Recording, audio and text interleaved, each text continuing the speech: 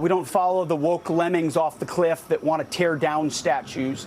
We look at and learn from our history, all aspects of it. It just gets worse and worse with these people.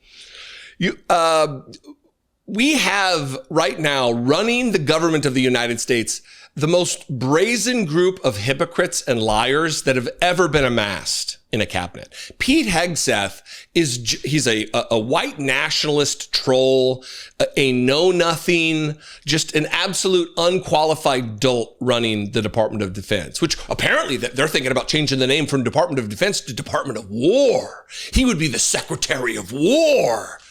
We'll get to that. But in this clip, we're going to talk about a Confederate statue that was removed from the grounds, the hallowed, sacred grounds of Arlington National Cemetery. For obvious reasons, Civil War dead are buried there. Fallen warriors, soldiers, airmen, sailors, Marines are buried there. Heroes of the Republic are buried there, and they want to return, they have returned, a monument celebrating the Confederacy, the enemy of the United States, a hostile insurrectionist force that attempted to overthrow the United States government, to secede from the Union, and with it, killed untold numbers. I don't know the number off the top of my head. Hundreds of thousands of Americans. And Pete Hegseth in this clip I'm getting ready to show you openly admits he's proud of slavery. He's proud of the Confederacy. He has pride in those things. Now, he couches it as history. He's proud of our history. We're not going to erase our history. Of course, we're not going to erase our history. Drunken dipshit. But to be proud of slavery, to be proud of every aspect of our history is psychopathic. It's sociopathy, Pete Hegseth. Watch this. Watch him declare his love for slavery while saying we're not going to erase our history, while erasing our history, erasing the contributions of specifically Black Americans, literally erasing photographic evidence of their contributions in the military and elsewhere. Watch this. The Reconciliation Monument. It has been returned to Arlington National Cemetery following its removal in 2023. This is a Confederate monument. Many suggest it was designed and put in place to symbolize the reconciliation after the Civil War. It was taken away, as I mentioned, several years ago. Why was it important for you to bring that back to Arlington National Cemetery? Because we recognize our history, we don't erase it, Will.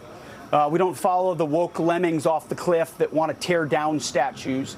We look at and learn from our history, all aspects of it. And so Arlington deserves to have, and we're grateful to the state of Virginia for partnering with us. It wasn't easy. We fought to make it happen. And the Reconciliation Monument will return to Arlington where it belongs, to recognize the service of Americans of all chapters. So we're not tearing stuff down. We're done with that. We're putting statues back. We're putting paintings back. We're recognizing our history. We're restoring the names of bases as we've done across the country because we're proud of our history. As difficult as it may have been in some chapters, we're going to teach it, we're going to live it, and we're going to fight for it. It takes a special kind of dipshit, a special kind of manipulative liar to stand there and say, we recognize our history, we don't erase it, while literally being at the helm of a movement to erase history, to rewrite history, to erase photographic evidence. They've deleted from the internet thousands and thousands of pictures of Black contributions to our history, both military and general. The contributions of women, of LGBTQ people, they are systematically attempting to erase, while saying, we don't erase our history. We're proud of our history. He's proud of the Confederacy. So proud that this is the monument. I'm going to read one paragraph from the Washington Post and show you a photo. This is the headline from the Washington Post. This is what he's proud of. Confederate memorial will be returned to Arlington Cemetery, Hegseth says.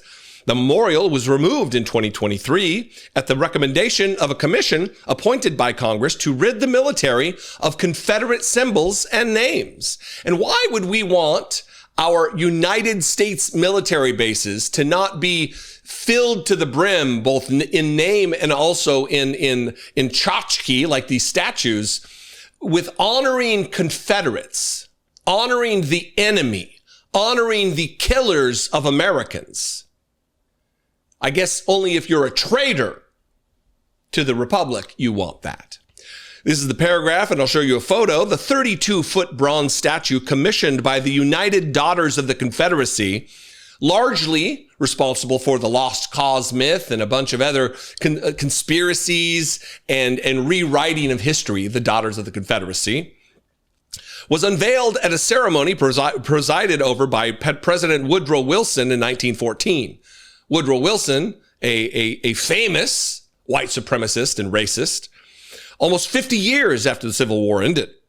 Its supporters said it was dedicated in part to promote reconciliation between the North and the South, but critics said the memorial glorified the Southern cause and glossed over slavery with elements such as a frieze showing an enslaved black man following his owner and an enslaved woman described on the cemetery's website as a mammy holding the baby of a Confederate officer.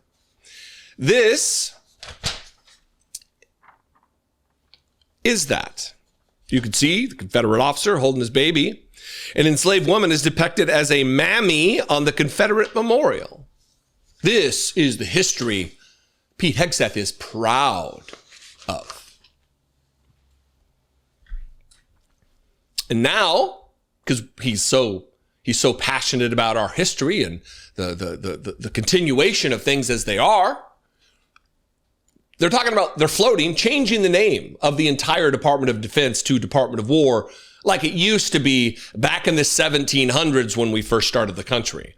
I don't remember exactly when, whether it was World War I or later that we changed the name, but for nearly 100 years, it has been the Secretary of Defense, the Department of Defense. Watch Will Cain, another do-nothing moron, interview this do-nothing moron about the change of the name. Did I just hear you say, by the way, is that something we should expect? Secretary of Defense, Secretary of War, Department of Defense, Department of War? Well, that's what it was for many, many years. You gave me that knife hand, Will. We'll see. Stand by. I don't get in front of the commander-in-chief on that. But our job is to ensure our enemies know exactly what they will do to them if they threaten us, up to and including total war. So we'll be prepared. Stand by. There might be some news on that. Okay. All right. Thanks for teaching me what a knife hand is. It's a great way to make a point. I've got to work on that. People say I do weird things with my hands. Now, it's so hard to take these people seriously. He says, our job is to ensure our enemies know exactly what we will do to them if they threaten us, up to and including total war. Yeah, bruh. His job is to ensure that the enemies of the United States know exactly what we will do with them if they threaten us. Apparently, what Pete Hegseth is going to do with our enemies if they threaten us is erect statues to them and protect those statues, because that's what he's doing. The Confederacy were not allies. They were enemies of this republic. They were enemies of America. They were traitors to this country, all in an effort to preserve the institution of owning human beings as property. The systematic abuse, rape, murder, torture, forced birth, a horrific chapter in American history that no one who's decent is proud of. Unless, like I said, no one decent, unless you're Pete Hegseth. Anyway, what do you think? I always get a lot of shit when I talk about the Confederacy because people in the South truly believe it's their heritage. It's not hate. Yeah, it is. Yes, it is. And if that offends you, there's other YouTube channels. There's plenty of other YouTube channels who don't talk about the real issues that I talk about, and you can go elsewhere. So I will watch my subscriber count diminish proudly and happily because I tell the truth And I'm not going to cow to people who have some romantic love affair with chattel slavery and the killing of American troops. Sorry, not sorry? I don't know. Anyway, I love and appreciate you, though. I want to hear from you. Comment below. Call the voicemail line, 714-576-4054. Of course, you can email me, as always, daily@dollemore.com. Please make up for all those that are going to stop subscribing and click the subscribe button. Share this content with someone who needs to hear it. Like this video. And I appreciate your engagement. I'll see you next time. Be genuine. Take care of one another.